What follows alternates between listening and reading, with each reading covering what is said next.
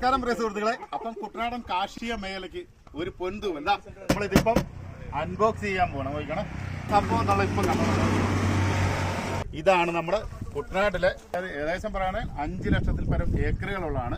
അപ്പൊ നമ്മുടെ ഏറ്റവും വലിയൊരു പ്രശ്നം എന്താണെന്ന് ചോദിച്ചു കഴിഞ്ഞാൽ കുട്ടനാട്ടിൽ ഒരു മരുന്നടിക്കാനോ ഒന്ന് ഇനി വിതയ്ക്കാനോ ഇതാണ് ഇനി നമ്മുടെ ഏറ്റവും വലിയൊരു ആശ്രയം. നമുക്ക് തന്നെ അറിയാവുന്ന ഒരു പ്രശ്നമാണ്.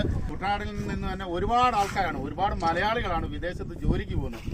എന്നാന്ന് പറഞ്ഞാൽ ഇതുപോലുള്ള ജോലികൾ ഉപേക്ഷിച്ചിട്ടാണ് പോയത്. പക്ഷെ എല്ലാവർക്കും ഇത് വളരെ പ്രയോജനപ്പെടും അല്ലെ, വളരെ എളുപ്പത്തിൽ സ്പ്രേ ചെയ്യാം. അപ്പൊ നമ്മുടെ 24,000 കായലിലെ പ്രസിഡന്റാണ് റെജിയണ്ണൻ. വർഷങ്ങളായിട്ട് കൃഷിയെ സ്നേഹിക്കുകയും പാരമ്പര്യമായിട്ട് കൃഷി ചെയ്തും വരും. റെജിയണ്ണൻ, എന്താണ് ഇതിന്റെ പ്രത്യേകത? കർഷകർ പ്രയോജനപ്പെടുന്നുണ്ടോ? പ്രയോജനപ്പെടുക എന്ന് പറഞ്ഞാൽ എല്ലാ രീതിയിലും കർഷകർക്ക് ഭയങ്കരമായിട്ട് പ്രയോജനം ചെയ്യും.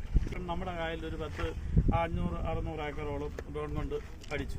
അതിൻ്റെ ഒരു ഗുണം എന്താണെന്ന് ചോദിച്ചു കഴിഞ്ഞാൽ പല രീതിയിലാണ്. നമ്മൾ സാധാരണ ഒരു 100 മില്ലി ചേർക്കേണ്ട സ്ഥാനത്ത് ഡ്രോൺ ഉപയോഗിച്ച് ചെയ്യുവാണെങ്കിൽ അതിൽ 80 മില്ലി ആയിട്ട് കുറയ്ക്കാം. കാരണം ഇതിൻ്റെ അകത്ത് വേസ്റ്റേജ് ഒത്തിരി ആയിട്ട് പോകുന്നില്ല, നല്ല മിസ്റ്റായിട്ട് വരുന്നു. നല്ല മിസ്റ്റ് വരുന്നതുകൊണ്ട് ഉള്ള ഗുണം എന്താണെന്ന് ചോദിച്ചാൽ നല്ല കൃത്യമായിട്ടും ചെടികളിൽ ഇത് സ്പ്രെഡ് ചെയ്യുകയും ചെയ്യും. അതുപോലെ തന്നെ നെല്ല് വളർന്നു കഴിഞ്ഞാൽ നമ്മൾ ഈ മാനുവലായിട്ട് ഇത് ചെയ്യുമ്പോൾ നെൽച്ചെടികളും ഒരു പരിധി വരെ ചവിട്ടിയാണെങ്കിലും ഒക്കെ പോകും. അങ്ങനെ പോകത്തില്ല.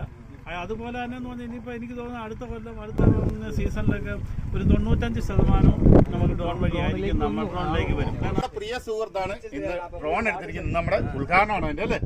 അപ്പൊ ഒരുപാട് ആൾക്കാർക്ക് ഇതെല്ലാം നമ്മുടെ സുഹൃത്തുക്കളെ ഞാൻ ഇതിന്റെ നിങ്ങൾക്ക് എല്ലാവർക്കും ഇത് പ്രയോജനപ്പെടും. കാരണം ഇത് വിതയ്ക്കാം, വളവിടാം, ഒരുപാട് പ്രയോജനങ്ങളാണ്.